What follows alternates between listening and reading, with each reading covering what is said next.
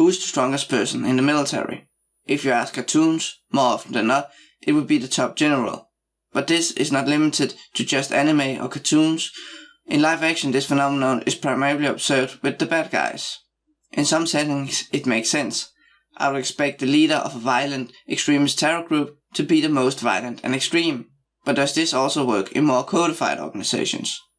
In Naruto, the Hokage is the strongest ninja in the village, but also the village leader. In One Piece, the Marines have a somewhat normal military hierarchy, but the admirals themselves has more combat power than the ships they command. And in Gurren Lagann, Simon is made president because he has the power to make robots punch harder. Is it really a good idea to have the strongest fighters lead?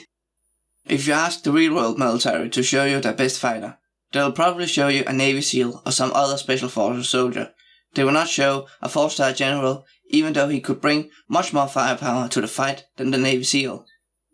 An oversimplistic way to look at the military structure is that there are two types of people, soldiers and officers. The soldiers are the lower enlisted, the grunts. They have two primary skills, the ability to follow movement orders and the ability to fight.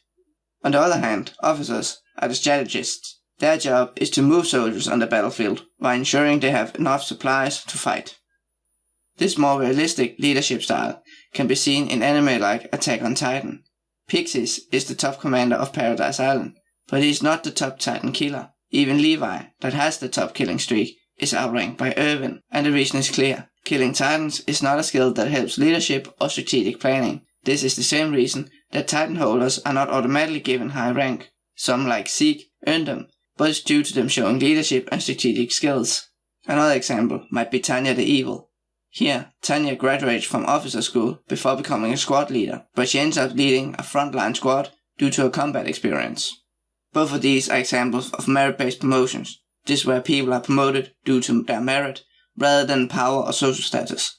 The opposite can be seen in shows like 86, where Elena holds command due to her race rather than the combat effectiveness. She's actually held back specifically due to her combat effectiveness.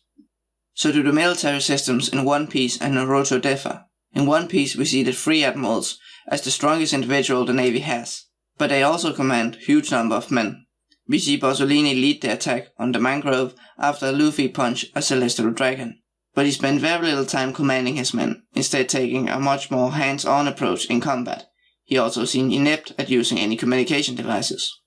We also know from Fujitora that the Marines can quickly jump rank, as Fujitora joined the Marines and was promoted to Admiral all within the 2-year timeskip. Most real-world officer schools take more than 2 years to turn out a class of officers. But the Navy might also have recognized Fujitora's leadership and strategic skills, but it was much more likely that he was promoted due to his sheer strength. In the world of One Piece, everyone who eats a devil fruit can gain access to island-destroying powers. This means that any low-ranked Marine could in a day go from being unable to handle a sword to possessing the equivalent of a nuke. How do we handle that as an organization? Well, through promotions.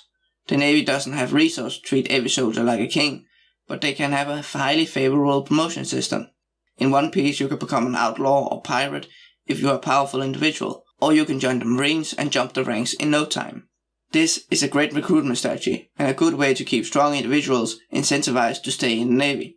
However, it also has some negative effect. Sakazuki's sense of total justice let him sacrifice his own lower enlisted to inflict casualties on a fleeting enemy.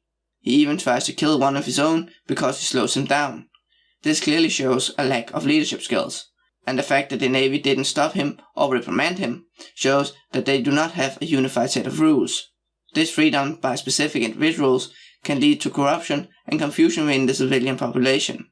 2 groups with the same problem can go to the Marines for help and get 2 different responses. I believe that if the One Piece admirals were promoted based on their leadership skills, none of them would reach their current rank. This can though be mitigated by a strong central command filled with good tacticians who can order their admirals around the world. In Naruto it's the same. The ninja village strongest ninja is most likely the Hokage, the village leader. Here again we see powerful individuals being mainly promoted due to their strength. However, here we see a civilian groups of elders that take leadership and other skills into account. But is there any good reason behind promoting powerful people? In both Naruto and One Piece, there's a big focus on strong individuals over complex and clever maneuver warfare. And in both universes, almost anyone can become extremely powerful through luck and training. Having the leading part of your military consist of such people will ensure some level of stability, as coup would be significantly harder. Having your superior physically stronger will also deter subordination and give the higher rank a certain level of authority. However, it will discourage weak people from joining and make it harder to retain clever but not physically strong people. This could make it harder for the organization to keep its numbers at a sustainable level. In other universes, where physical power is much harder to get and more limited in scope, systems and skilled non-power fighters can even up the odds and limit the chances of subordination and coups. So if your world has a shortcut to power, you might want the most powerful people to lead your military. This is so long you prioritize a stable military over a free, more representative system. And you prioritize the combat power over coherent ideology and command. If you are a military that wants to use superpowered individuals, promoting those with power will also function as a good recruitment tool, but be aware that less powerful members might feel stuck or leave the system due to more powerful members jumping ahead of them. If superpowers are rare, then forming small elite teams with efficient safeguards might be a better way to use them.